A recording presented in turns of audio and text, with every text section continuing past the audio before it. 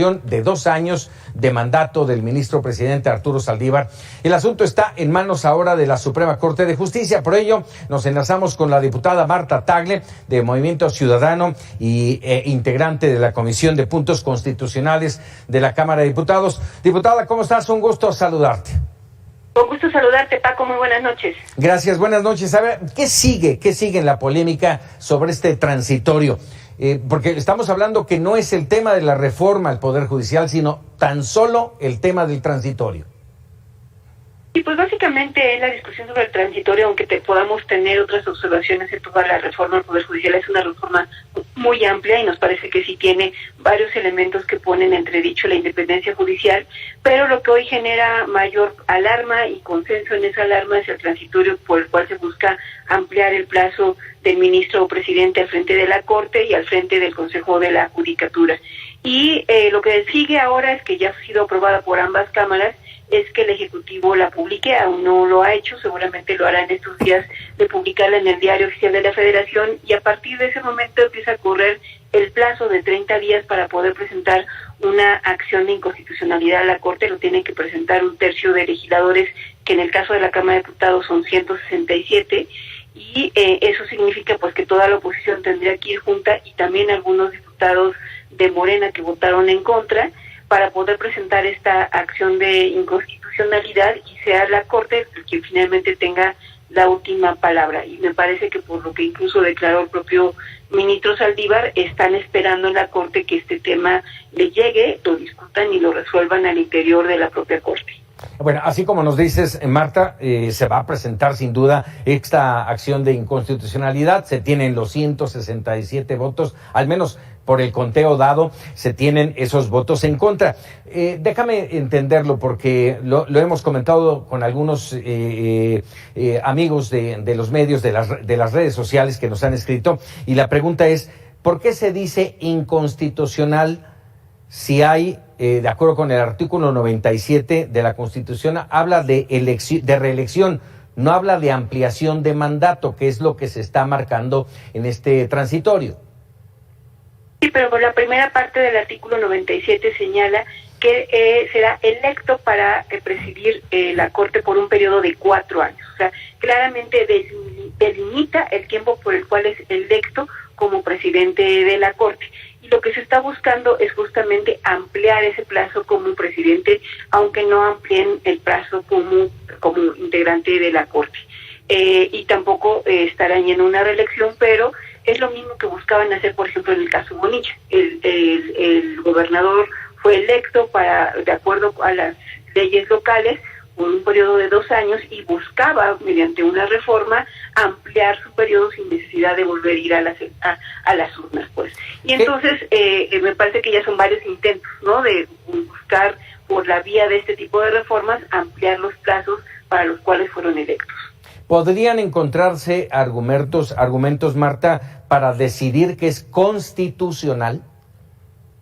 Pues quizás argumentos no, pero me parece que sí está en riesgo el tema por la presión que está generando el presidente. La declaración de hoy en la mañana en la conferencia en su conferencia habitual con respecto a que los ministros deben avalar la reforma, y quienes no lo hagan es porque avalan la corrupción, genera preocupación, porque desafortunadamente una acción de inconstitucionalidad, para que sea aprobada, debe ser aprobada por 8 ministros de la Corte.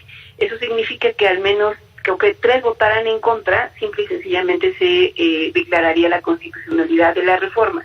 Y hay que recordar que durante esta administración han sido propuestos al frente como integrantes de la Corte 3 ministros, y además el ministro presidente no podrá formar parte de esta discusión porque tiene conflicto de intereses, y por lo tanto estamos hablando de que hay 4 ministros que podrían pues oponerse a la acción de inconstitucionalidad.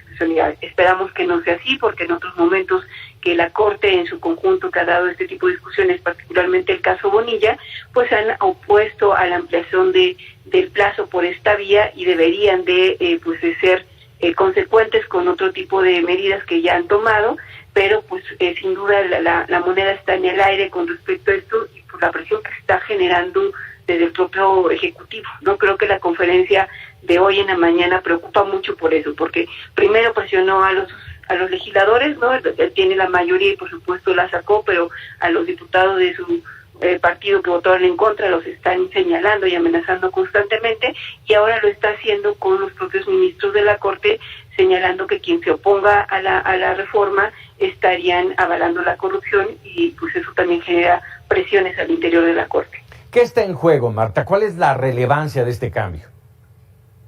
Mira, creo que también hoy deja muy claro que por qué es tan importante la independencia de la Corte y del Poder Judicial. Porque en la Corte llegan a resolver en última instancia temas muy importantes. Están en la Corte, por ejemplo, controversias, amparos, acciones de inconstitucionalidad sobre temas muy diversos, de reforma energética, de hidrocarburos, incluso, por ejemplo, todo el tema del acuerdo militarista que las organizaciones han venido promoviendo, el tema de los datos biométricos, en fin, muchos temas terminan justamente en la Corte, ¿no? Y entonces lo que se busca es que la Corte, siendo independiente, revise los asuntos de cara a las leyes, a la Constitución y a los acuerdos y tratados internacionales de los que México es parte, y no con una presión del Ejecutivo.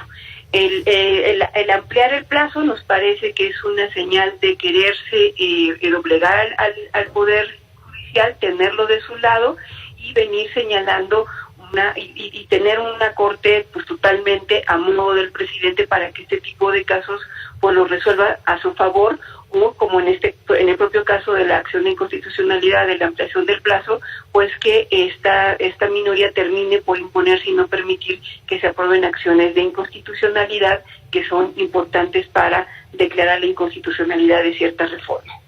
Retomando un poco las palabras que mencionabas y repetías hace un momento del presidente de la mañana, yo te preguntaría, ¿quedarán, después de la toma de decisión que harán en unos cuantos días, quedarán los ministros de la Corte como cómplices de la corrupción?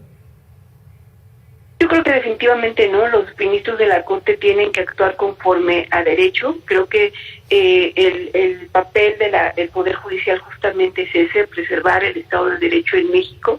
Se ha trabajado mucho para empoderar a la Corte, para darle fortaleza al Poder Judicial, y necesitamos que actúe conforme a derecho y no basado en presiones de este tipo. Para nada estarían avalando la corrupción. Nos parece que en la Corte se han dado señales durante mucho tiempo de actuar conforme a lo que dicen las leyes, la Constitución y los tratados internacionales, y así debe de seguirlo siendo, porque las instituciones, la democracia, el sistema que nos hemos dado, ha costado mucho trabajo para que, pues por la necesidad de una persona, esto venga a cambiarse. Entonces nos parece importante que los ministros, también los otros 10 ministros, se sientan con la fortaleza de resolver conforme corresponde al derecho y no por presiones indebidas. Diputada, te agradezco como siempre que nos regales unos minutos aquí en Mega Noticias TVC. No, al contrario, muchas gracias por esta charla, Paco. Muy buenas noches. Muy buenas noches.